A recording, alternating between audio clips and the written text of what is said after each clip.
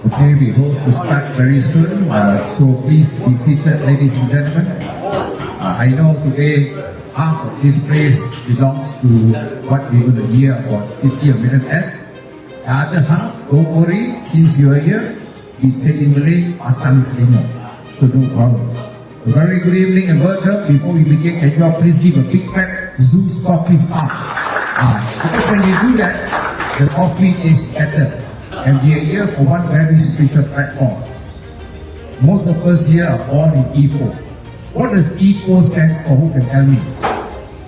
You know, ini bukan orang handsome, ini bukan orang hebat, ini bukan orang family, ini bukan orang humble.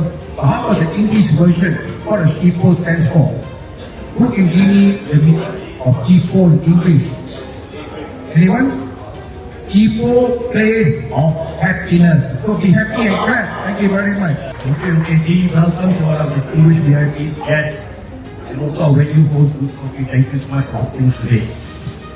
So today, it's a very special day. Why? Because there's a lot of things happening in Ipoh. So we decided with the assistance of Andrew, who owns the book, We Love Food, City of Ipoh, with Pillai and his network, Sundralingam, and Aziz, we decided to get together to start this pilot project, to host educational talks in Ipoh, to ensure that we can share valuable insights, get people together, and get this town to move forward. Because a lot of people have a very negative, shallow perception of what Ipoh is. Oh, Ipoh is old town, Ipoh is this, Ipoh is that. But they don't look beyond what Ipoh really is and how far our ancestors came to this country, to Ipoh, to build the legacy that we have today. He is a member of Co-organised International, where we are good speakers. Can you please welcome the founder of Ipoh Heritage Walk, Ipoh Mali, Mr. Sundralingam. Anda, welcome, Anda. You can Sundra is go older than ginger, hair also kaya. How you go? Thank you, Mr. KPP Ben. Ladies and gentlemen, very good evening to all of you. Very happy and glad to see many new faces that are very familiar to me, and some young people too. Well, Harry and the team invited me to share how I got into heritage and historical research, especially in Ipoh. I'd just like to share a little bit of story. Last time he talked about asked me, hey Anna, why you don't want to take big rank? You can go faster that time. And then I said, what? That is not my objective. I believe that every agency has their own objective, and my main objective is I want to help more people to have a better life. I know how it feels when you want a hand and no one to take your hand. Understand? Kita nak orang tolong kita, but no one wants to help us. So I want to be the hand that help people. Good evening, everybody. Thanks for coming. It's a pleasure to have you all here. And being from Ipoh and see all of you so happy on Ipoh that we have to do something for it. The time is now. I was born in 1949 in Old Town, in New Town, went to school in SMI in Old Town. So I've been walking up and down and up, back and forth all over the place. Back lane, front lane, main road, new road, old road, never mind. But anyway, I've been away for 55 years, but still come back to Ipoh, and Ipoh is the perfect place. Why Ipoh? Why now? Why Ipoh? Why now? So firstly, you have heard of Los Angeles. What is Los Angeles known as? The City of Angels. Then we have Las Vegas. Las Vegas is known as Sin City. Then we have Dubai, the city of gold. Thailand, the land of smiles. And Ipoh, the city of millionaires. So why shouldn't we capitalize on that? There's a reason why it is known as the city of the US. And also why Ipoh, the cost of living. Okay? There is a high runway for ideas here. Things are reasonable, affordable. If you go to KL, things are really expensive. If you go to Pillai, the same thing.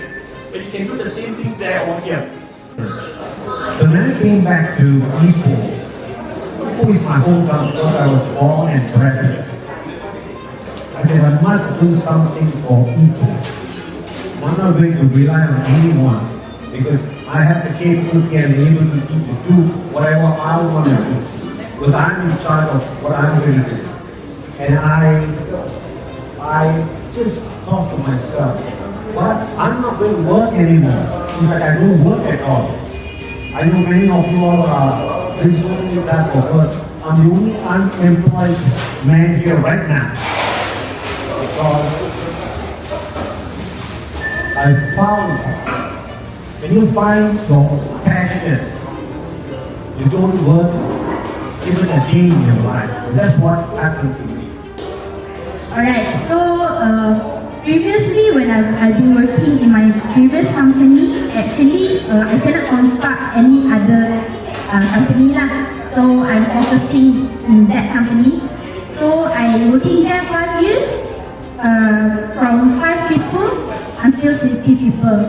So what made me be me now? Because I start from scratch there. Means I do the printing, customer service. I still remember my boss hired me to be marketer. But when I enter that, I don't know the product.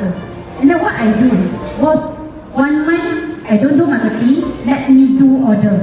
Means when I take order, I ask the machine department, ini apa? But anyway, the thing is, tourists are coming. There's a possibility of doing something for them. We raise our service quality, and of course the government should help us to clean up the road, the drains, or whatever, potholes, everything. But we have to help each other. We just cannot go and complain. That is the negative mindset that you say. When I wake up, I walk around the Pillai River, no problem, so nice, so clean, no snow, not cold. So what's the problem?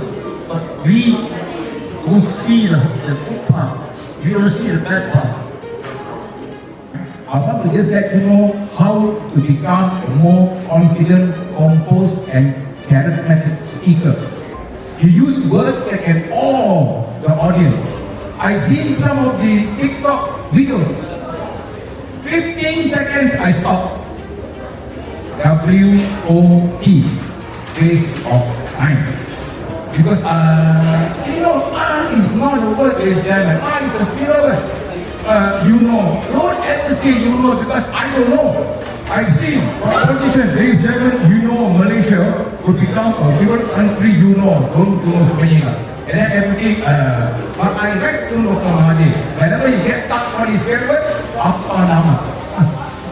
Saya rasa orang tahu apa nama, katakan menang. So, film take off.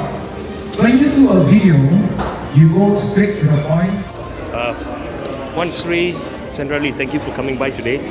Can you please tell me a little bit about the event today? How did you feel?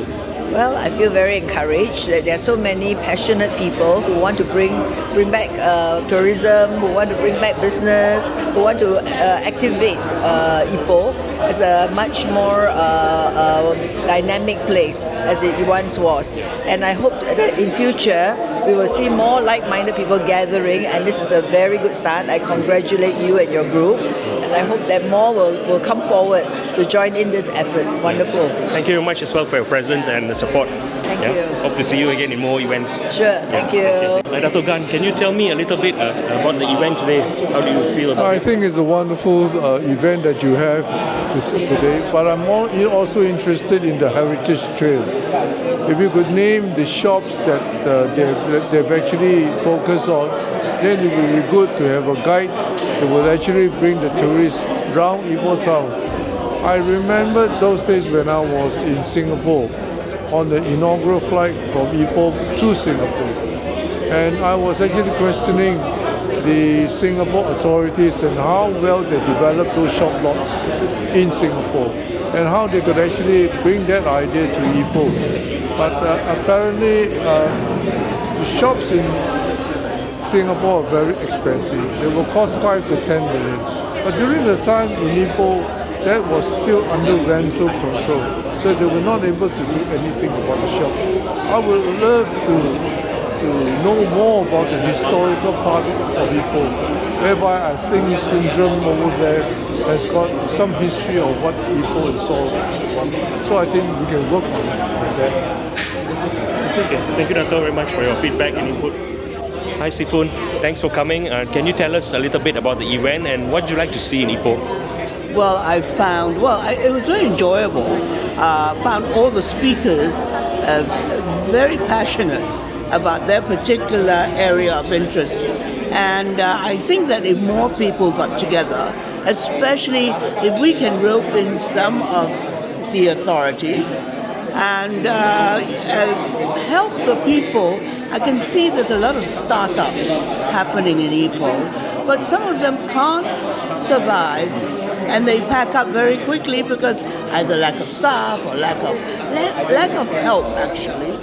And perhaps there used to be, for example, like a hotel school here, and there doesn't seem to be anymore. Maybe also a service training here for people in the service industry, so that the people who are willing to come into Ipoh and start maybe restaurants or establishments that will help attract tourists. A lot of them fail because they're not getting enough help.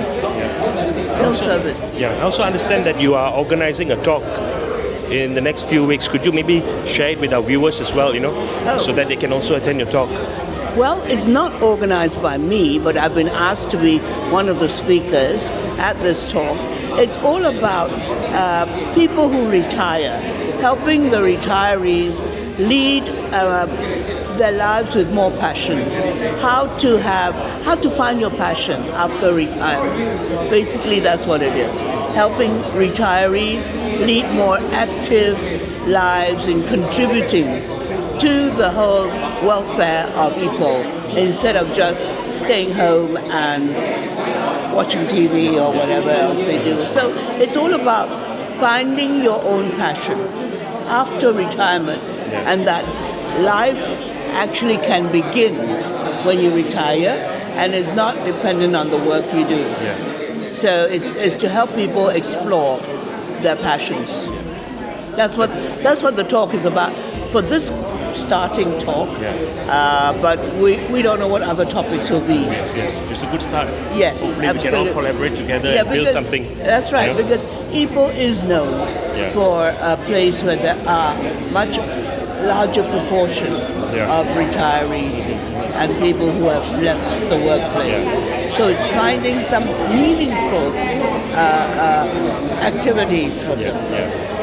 Thank you again. Thank you. Pleasure to be here. I really enjoyed this gathering, and I hope to see more of this happening. Sure, will do. Thank you again. Hi, Dr. Goh. Can you tell me about a little bit about the event today and what you'd like to see grow in Ipoh?